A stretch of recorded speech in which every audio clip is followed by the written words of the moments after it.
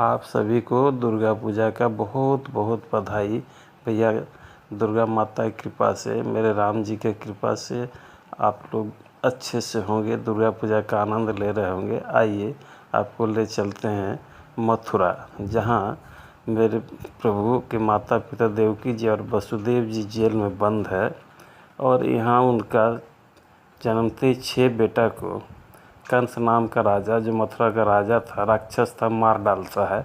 7वां गर्भ को भगवान अपने दूसरी मैया रोहिणी के गर्भ में भेज देते हैं।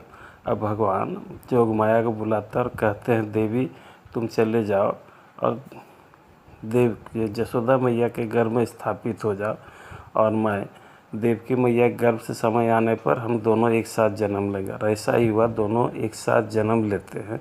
भगवान देवकी जी के गर्भ से जन्म लेते हैं और जसोदा जी के गर्भ से महामाया जन्म लेती है। यही बाद में चल के दुर्गा, काली, विंध्यवासिनी, महागौरी के नाम से पूजी जाती है।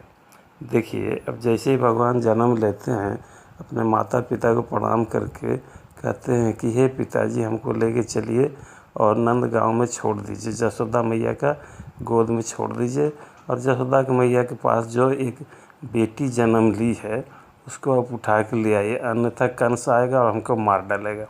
और वसुदेव जी पुत्र का मोह छोड़ देते हैं और वैसे ही करते हैं, एक टोकरी में उठा कर रख लेते हैं। रखते ही पहरेदार सो जाते हैं, बेड़ी हथकड़ी खुलता है, जमुना जी पार हो करके जसोदा मैया के किनारे ले जाके घर जसोदा मैया का गोद में ले जाके भगवान को सुला देते हैं और जोग माया को उठा के ले आते हैं। अब लाते ही उनका हथकड़ी बेड़ी बंद जाता है और जोग माया बड़ी ज़ोर से चिल्लाती है। एक बार हम बता चुके, यही जोग माया दुर्गा, काली, भद्र काली, कपालिनी, विंध्यवासिनी माँ से आज पूजी जा रही है। ये भगवान उनको कहे थे कि अगर आप मेरी बात मानेंगे तो कली युग में आपका बहुत इज्जत हो, घर घर में आप पूजी जाएंगी, और मैया आज पूजी जा रही है।